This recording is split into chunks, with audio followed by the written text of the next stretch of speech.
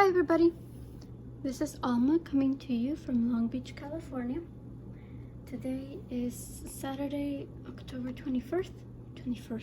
What? 4th.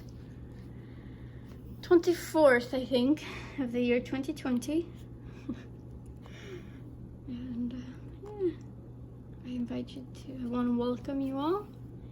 I invite you to go ahead and grab a beverage, grab your crafting, and let's have a little stitch with me today. Today's project is a dimensions kit that I got from Joann's at the beginning of the year. I think it was like in March or something. Actually, no, I lied. It's not. Yeah, no, I definitely didn't get it. I got this at the end of the year. I didn't start it. That's what I meant to say. I didn't start it until like March or April. This is, I think it's called Be Brave. I don't see any. Oh, it's right here. Be Brave. Dimensions came up with the series with for words. A few Disney characters, most of them princesses. I saw one of Dory, which is super cute. It just said keep swimming. At the end of the year, I stitched up the small Cinderella one that they had, and that's when I got this one as well. And I meant it to be a nice quick finish because, you know, working full coverage projects, you don't, I mean, the closest you get to a finish is a page finish. So I remember starting this for the sake of having a quick finish, and here we are. Obviously it's not nearly close to being finished, but it's a quick stitch. Still, it's an easy stitch. So, and what I'm trying to do from now until the end of the year is to try to touch all of my whips to kind of gauge where I'm at and see what I can get done next year. So I don't know, I woke up this morning and I thought, I'm gonna work on Beauty and the Beast. So here we are, trying to work on the Beast's face. Or head. Today I wanted to kind of go a little bit in depth on the challenge groups that I'm a part of. I got several questions regarding how they work, so I wanted to talk a little bit about that. I guess the bottom line is these challenge groups are all just meant to inspire you and encourage you to keep stitching, to work on as many whips as you can. Well, not as you can, as you are able.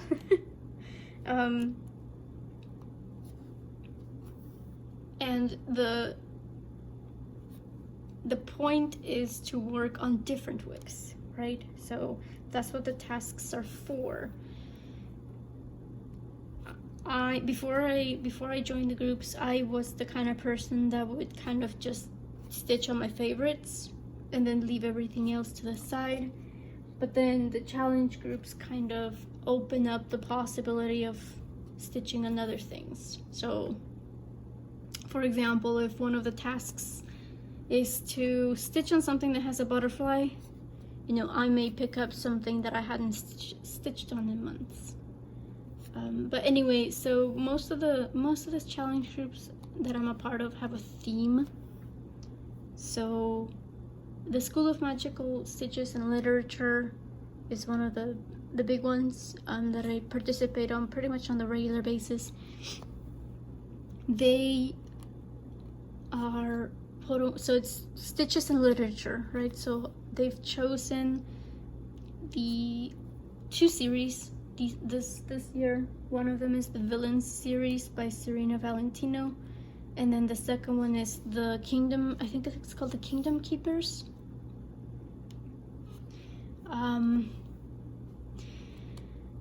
So every week we call her the headmistress. We lovingly call her the headmistress because, again, it's a school. So she and her wonderful team of admins come up with tasks that have to do with whatever it is happening in the story at that point in time.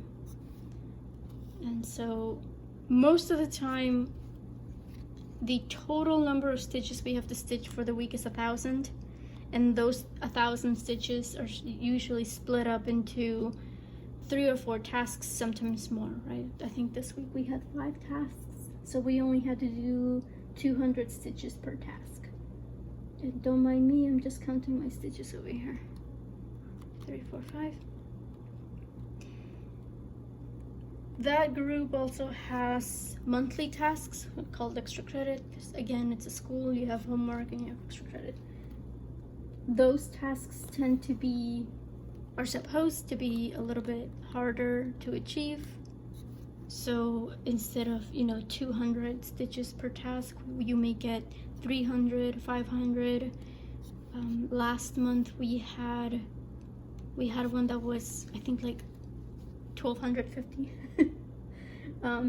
So they're meant to be a little bit more challenging, and that's why I like to do those, is because for me the higher stitch counts are usually more satisfying. The progress is a lot easier to see than you stitch 200 stitches, and in a full coverage project sometimes that doesn't really make a difference or much of a difference. So as much as I try to tell myself that every stitch counts, I still like to see the difference. But in addition to that, they also have a year-round event, which again the stitch counts are even higher. And for those, they are split up into, so say you have to stitch 5,000 stitches on one single piece, those 5,000 stitches are split up into 500 stitch count segments. So, and again, I like to do those because 500 stitches, it makes a lot of a difference. The second group that I'm a regular participant in is Enchanted Stitching. Yes, Enchanted Stitching Challenge. What they do is they'll choose a Disney movie each month, and then just like Magical Stitches, they'll just go ahead and make up tasks that have to do with whatever's going on in the movie at that time. And that one's a little bit more regular in its structure. For those, there's always 4 tasks, and what they do is those tasks can be done in 3 ways, depending on how much time you have to stitch. So that is a nice aspect of it, is say you have a really busy life, you have a series of responsibilities, you have a family to take care of, you have work, and you don't have that much time to dedicate to stitching. That's fine. One of the levels is just 50 stitches, and I think it's just 30 minutes. I forget, because there's also a time equivalent. So if you don't count your stitches, you can also choose to count the time that you spend doing the task. So I'm trying to remember what the time equivalent was, but I think for the stitch count it goes 50, 100, and then it jumps to 250, just the highest tier. And as of this month, they've also added a new option. So previously, and I suppose I should have mentioned, for Magical Stitches, if you are not able to fit any of your whips into the task, again, say the task is to stitch on something but with a butterfly, and you don't have anything with a butterfly, then you have the option you have the option of doing penalty stitches, which means that you have to stitch a little bit more, but you can stitch on whatever you want, essentially. You just have to declare it. You just have to mention when you post it that you're doing penalty stitches, so that you don't have to, because with every task you have to explain, right? You have to explain how your whip ties into the task if it's not obvious.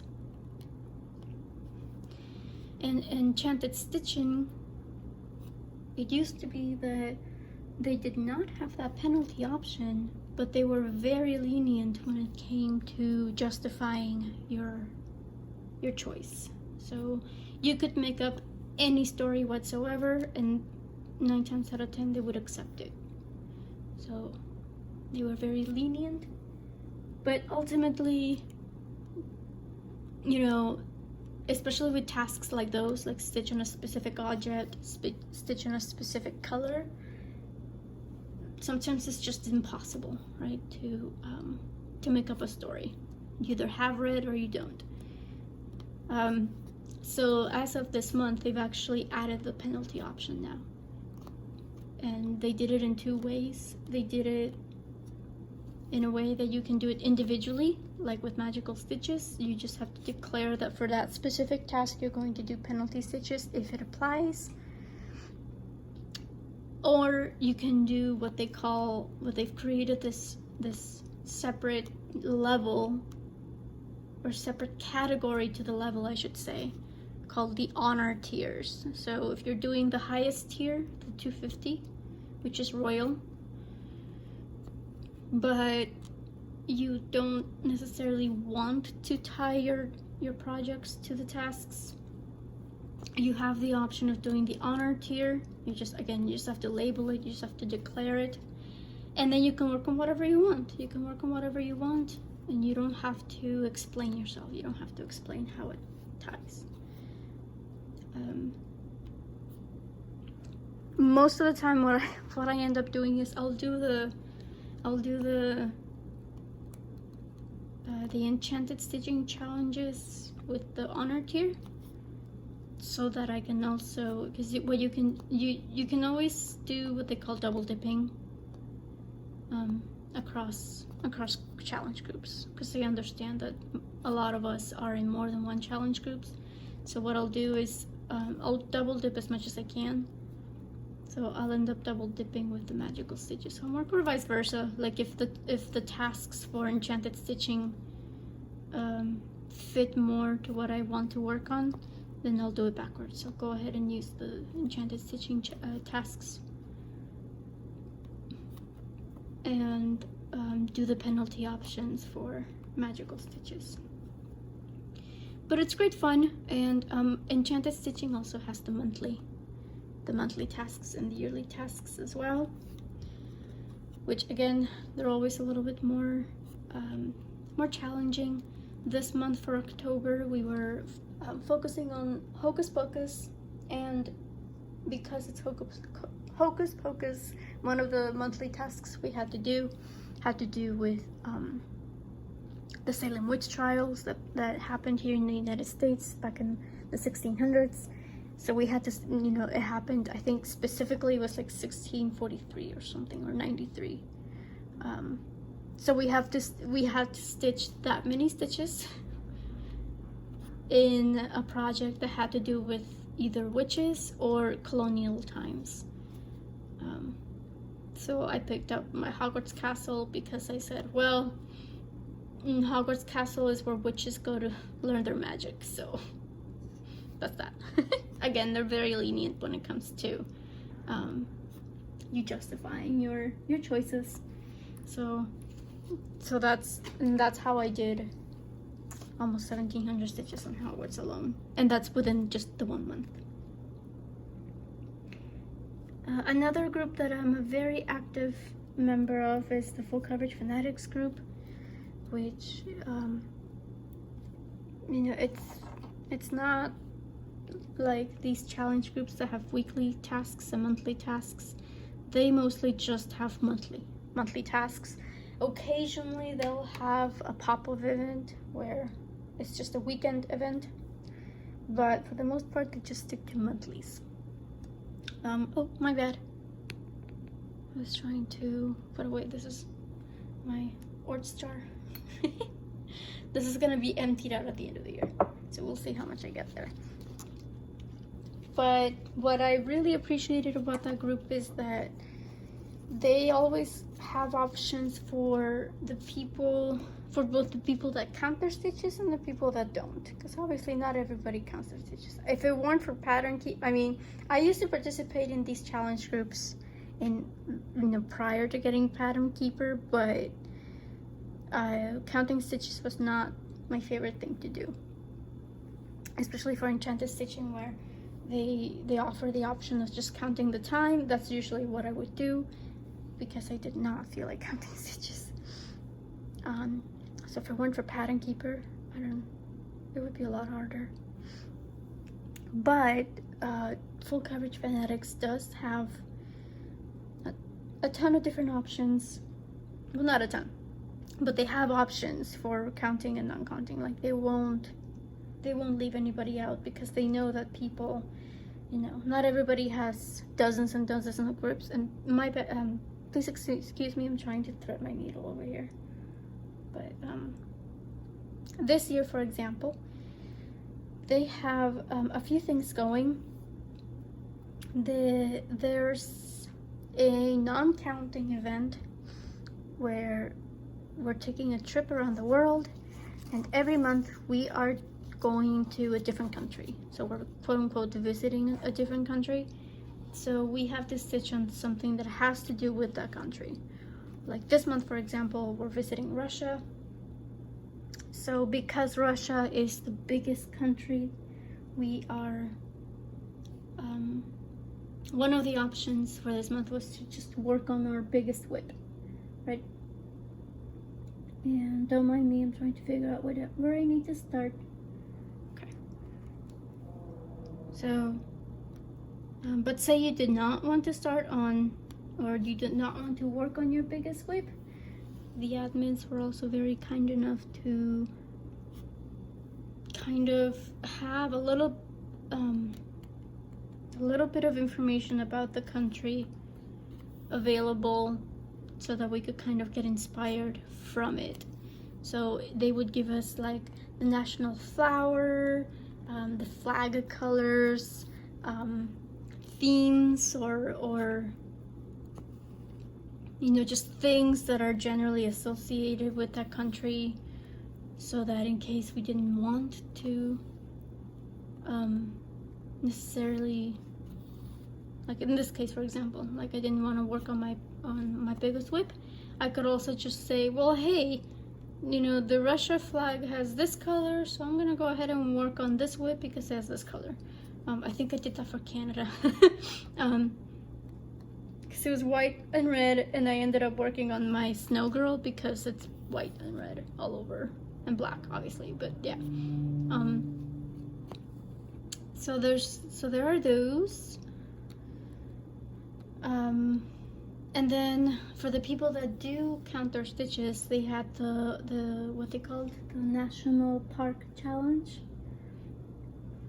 where just like we were going around the world for the non-counting event, for this one we're going around the country visiting all the national parks. Well, not all of them, they only chose 25, but for each 25 you had to stitch 4,000 stitches. So if you ended up going to all of them, then ultimately you'll have stitched 100,000 stitches. And for those, you didn't necessarily have to tie it into the park itself. It's not like you had to think about where the park was or anything. You just had to stitch 4,000 stitches. And for the most part, that's usually how it goes. If you're counting your stitches, you have a little bit more liberty as to what you can stitch on. For example, this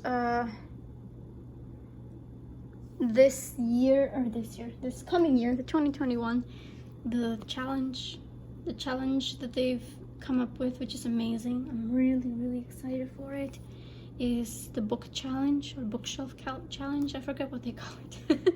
But point being is they've kind of combined it. So instead of having two separate events for the counting or the non-counting, they've combined it in such a way that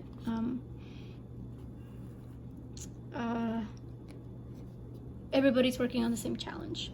So every month they've chosen a category, a genre, I should say, this genre of books.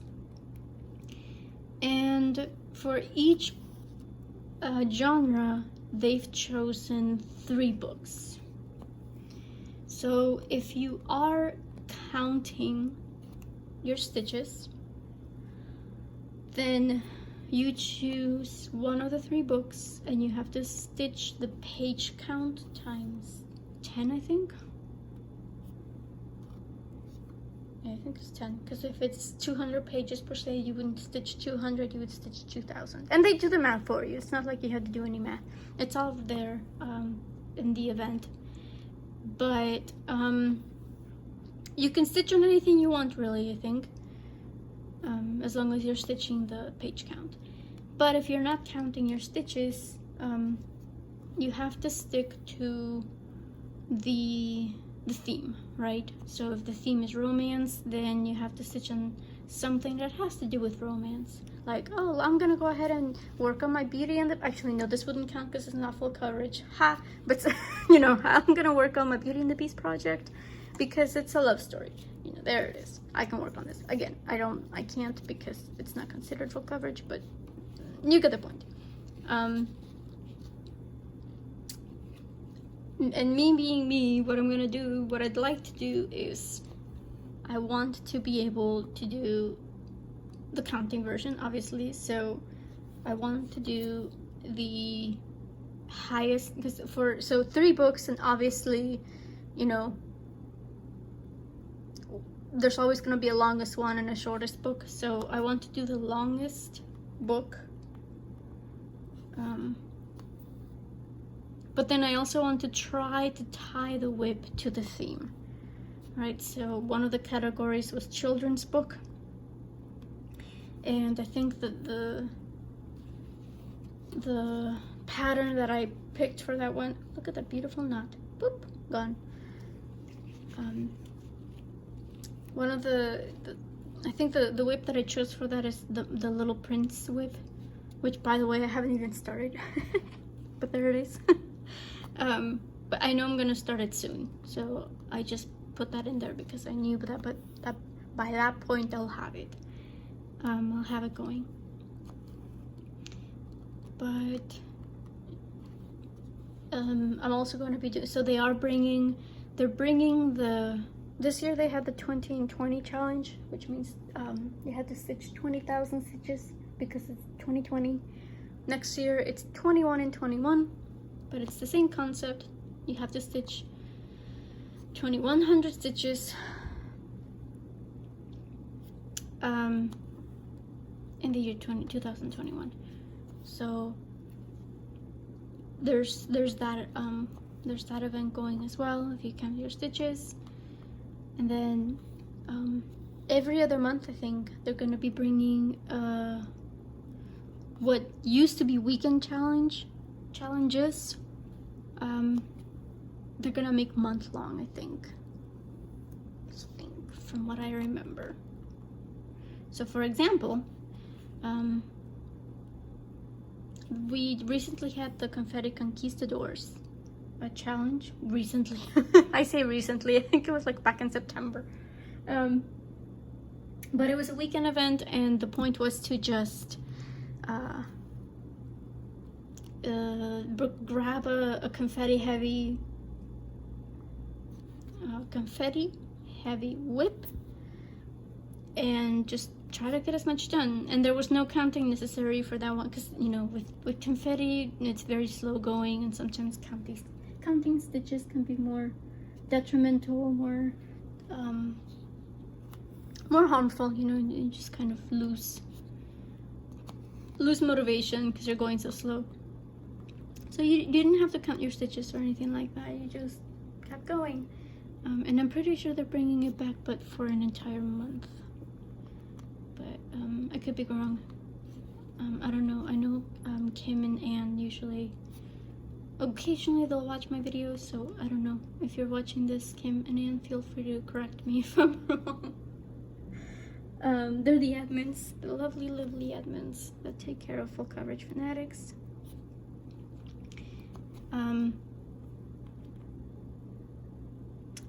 What else? I think that's it for full coverage Fanatics. All my other groups, I do dabble. I participated in WhipGo this year from Jessie Marie. Jessie Marie does stuff here on FlossTube. But I kind of fell off the wagon. I think like maybe September or so. But I did great for the most part. It just, there came a point, and again, it was somewhere around September or so, where I kind of realized that, you know, we were getting closer to the end of the year, and I wasn't nearly as close to hitting my goals as I wanted. So I kind of stopped participating in the group for the sake of doing or taking care of those goals instead. But I do want to give Jessie credit for coming up with such an amazing idea, because ultimately that's the only reason why I sat down and I actually wrote down my goals for the year of 2020. Because for her group, it was essentially it's a bingo board, and for every space you have to put in a whip. You can have multiple spaces for each whip. For the people that don't necessarily have, 24 whips, so that they can have a space for each. Ultimately, it's all about writing down a goal for each space. So, for example, people will just say, okay, for the first space, I'm gonna put down, my Heaven and Earth chart, and the goal is going to be to get a page finish, or it doesn't even have to be as insane as a page finish. It can be just 200 stitches. Ultimately, it was whatever worked for you, as long as it motivated you. How I did my bingo board is I wrote down a monthly goal, but then I also wrote down a yearly goal. And so the point was to achieve the monthly goal whenever it was called, but then I also wanted to keep an eye on the yearly goal to make sure that I got those done as well. So again, that's really the only reason why I sat down and wrote down my goals, so that I could participate in this group challenge. And she is bringing it back for 2021. I just don't think I'll participate. Hey, me, I don't know. I haven't decided yet. Because again, like, once September came around, I realized that I wasn't getting those goals done. But we'll see. We'll see.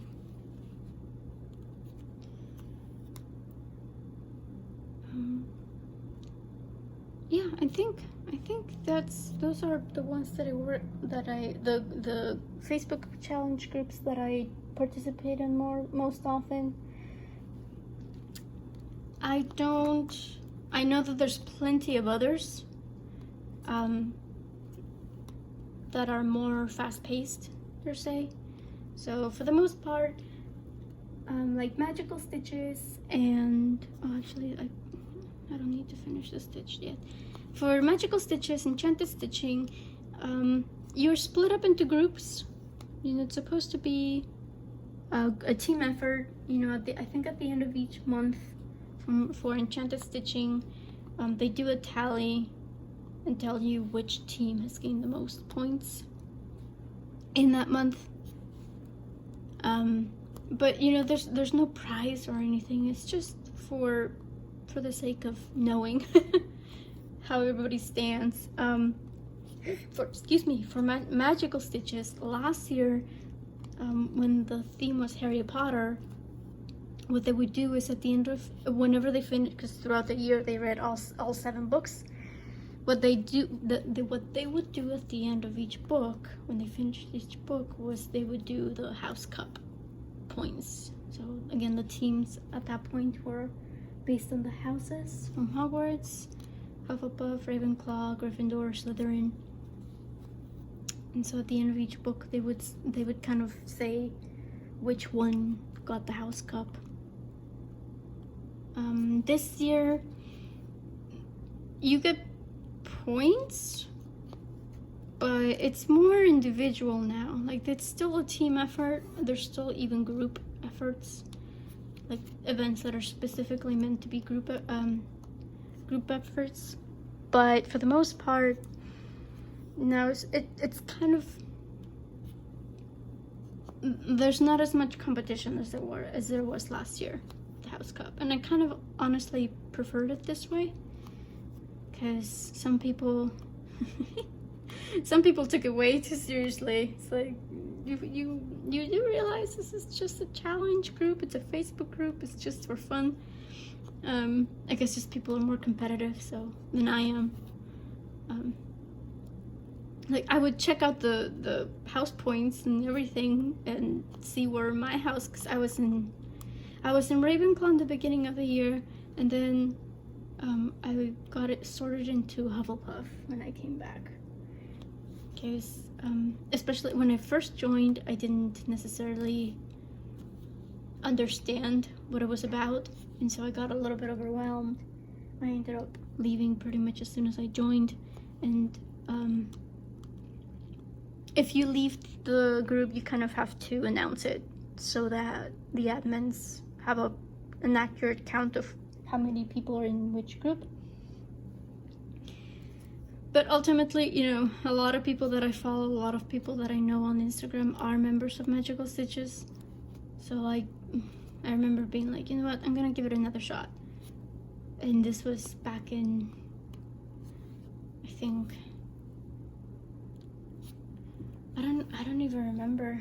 I think it was like September or October of last year. So I still made it in time so that it was still Harry Potter themed, but it was much closer to the end of the year. And because I left and rejoined, I got sorted again, and I got sorted into Hufflepuff because that's where they needed the numbers. But all this to say that I would look at it, you know, where the points stood, but I wouldn't necessarily like freak out or anything, because ultimately I can only do so much as a person. Like, if I can only get 8 points or 6 points per week, then so be it.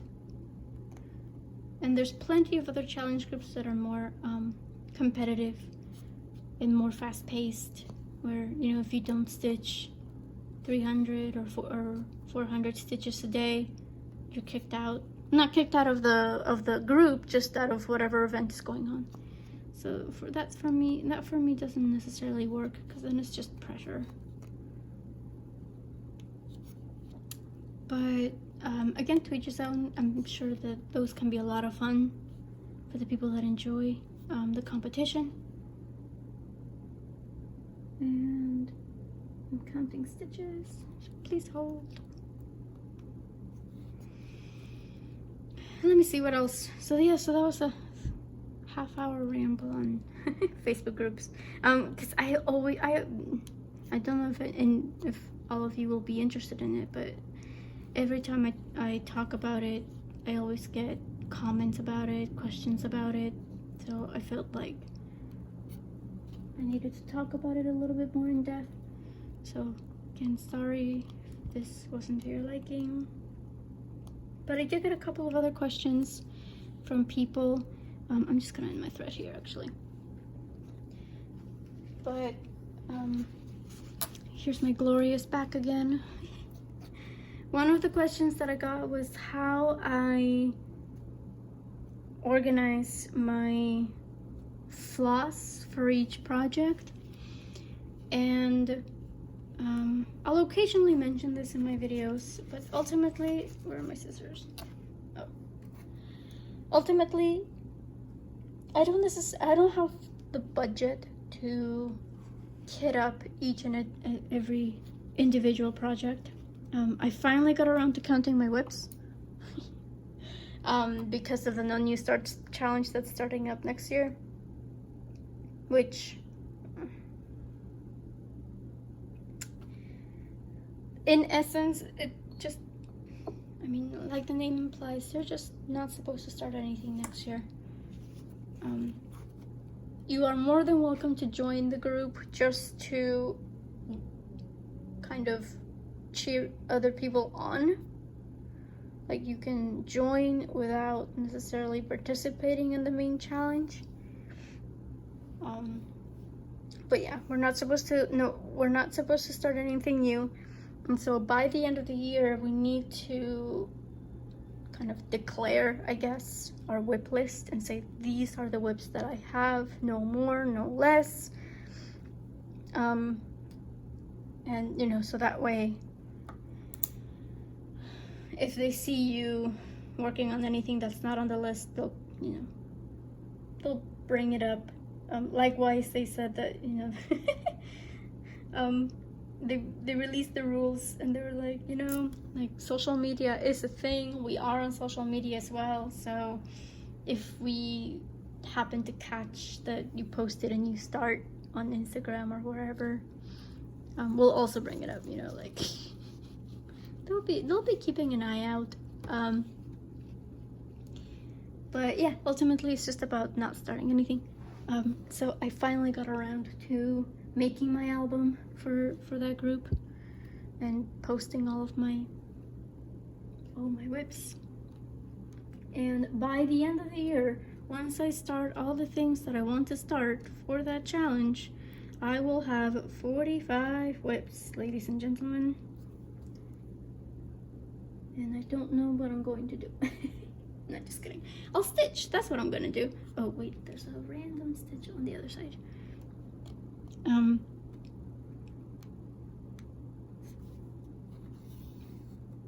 But yeah, so okay, so the reason why I mentioned it was I don't have the budget to kit up 45 different whips, even if it's just kits like this where the floss already comes with it. What I do is I have a master set of DMC, and I just keep it in the boxes. Please hold. That's the corner of my box, and I don't want to show you the pattern, so I'm not going to move any further. But yeah, so that's my boxes. That's my master set of DMC. What I do is I try to only work on one color at a time, so that I know where all of my colors are. And what I mean by that is, say I'm working on, I don't know, I just started a new whip, a Cinderella whip. And have I posted it? No, I don't think I posted it. Oh, so surprise! I have a new start, guys. So I started a new whip yesterday, a Cinderella whip. And the most used color there is 939. So that's the color that I started with, because that was what the first few stitches were on.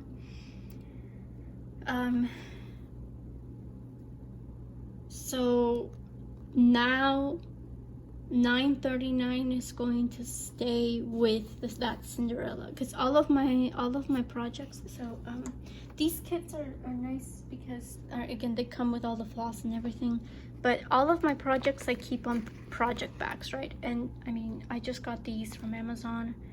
I think they were like $15 for 12 bags or something, but they're nice and big, and for the most part they work. So now the 939 is going to stay in the project bag for Cinderella, because that's the color that I'm working on. Because obviously, you know, if you watch my videos, if you see my other whips, I have a very very clear color palette that I enjoy, mainly black backgrounds and blues. So if I do need a specific color for two different whips, then I'll just make note, you know. And what I try to do is I try to not work on both whips at once. For example, again back to the 939. Obviously so I don't necessarily color complete when I cross stitch. I know that a lot of people will do color completion, but especially for colors that I know that are popular and they are used in my other whips, what I'll do is I'll just take note, and I'll finish a rotation. So I'll finish whatever rotation I decide on Cinderella, whether it's 500 stitches or 1,000 stitches, whatever I decide, and then I'll put it away, and then I can go ahead and use the 939 for other whips, like Corpse Bride, for example. My Corpse Bride whip also uses 939 for the background, along with the 310. But yeah, that's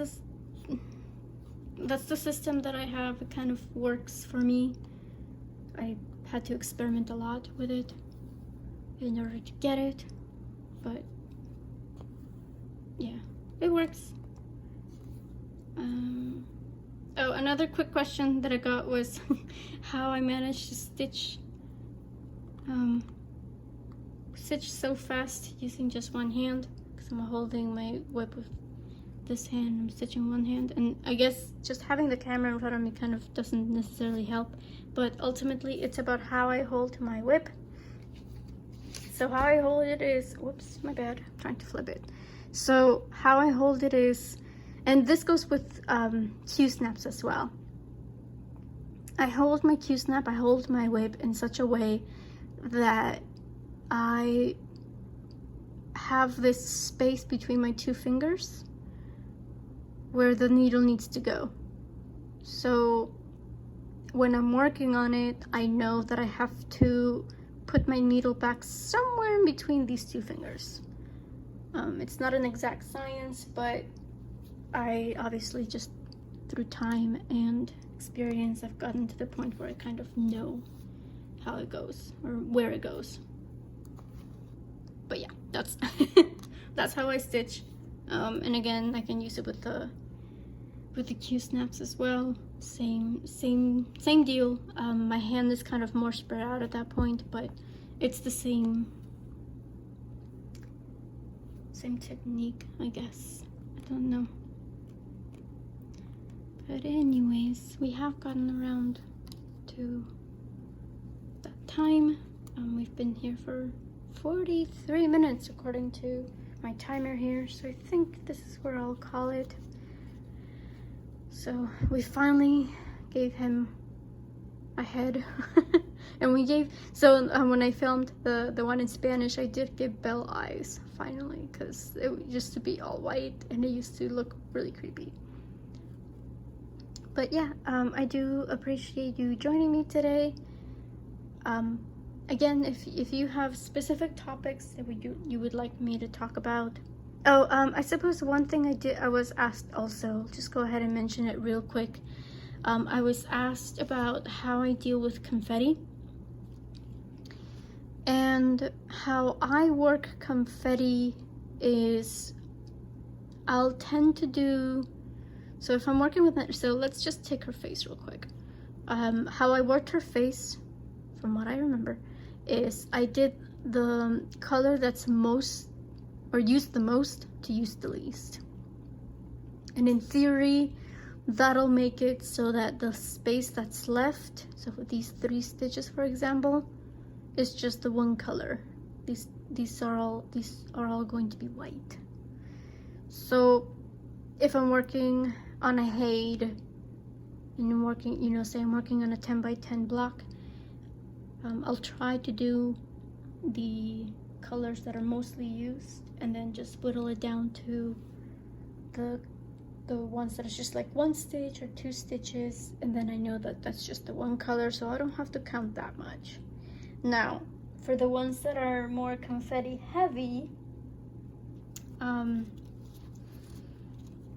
So I mean, I don't necessarily have an area like this or like that in this particular whip, but for the ones that are more confetti heavy, what I do is I'll go ahead and take several needles, like maybe 4 or 5 needles, and get them threaded with different colors. And then I'll go ahead and just do those 5 colors first. If there's, you know, colors or stitches in the surrounding area with the same color, go ahead and do those as well. But once I finish those 5 colors, I'll go ahead and move on to the next 5 colors, so on and so forth. Again, when it comes to confetti areas, I do try to break it up. So for every, I don't know, for every 20 confetti stitches I finish, I'll do an area where there's more like blocks, like this area was just one single color, and that helps in breaking up the well, I don't want to say monotony because it's a bunch of different colors, but you know, it helps just break up the frustration of having to rethread and thread all over again. So yeah, again, that's how I do it. It works for me because I'm very much a person that needs to take a break from confetti. I can only handle it for so long, and that's why I choose to do like 1 or 2 strands of just blocks of color, so that I have a break from it. And then, you know, once I do that 1 or 2 strands of the solid color, I'll go ahead and do, you know, 20 more confetti stitches. Or sometimes I just do it, again, 10 by 10 blocks. So I'll finish a 10 by 10 block of, well, it depends on the block, obviously. If it's mostly solid colors that have a few confetti stitches, then that's when I do it by 10 by 10 block. But otherwise it's just by number of colors, because again, I just thread and rethread 4 or 5 different colors at once. But yes, that's it. I did want to go ahead and answer that real quick, because that was one of the questions I did get asked. But if you guys have anything that you want me to talk about here, if you guys want to see a specific whip for these stitch with me's, feel free to let me know. Full coverage whips are a little bit harder to deal with because they're just there's a lot of color changes, but I'll be happy to, you know, take requests. And yeah, next week will be a regular FlossTube. So you're more than welcome to join me for that one. I'll try to post on a regular time. I may or may not have fallen, you know, or slept in, I suppose, and started a little bit late this time, but it happens. So yeah, I do want to wish you guys a very good weekend. I hope you have a productive week, and you always find the time to do the thing that makes you happy. So until next time, guys, take care. Bye.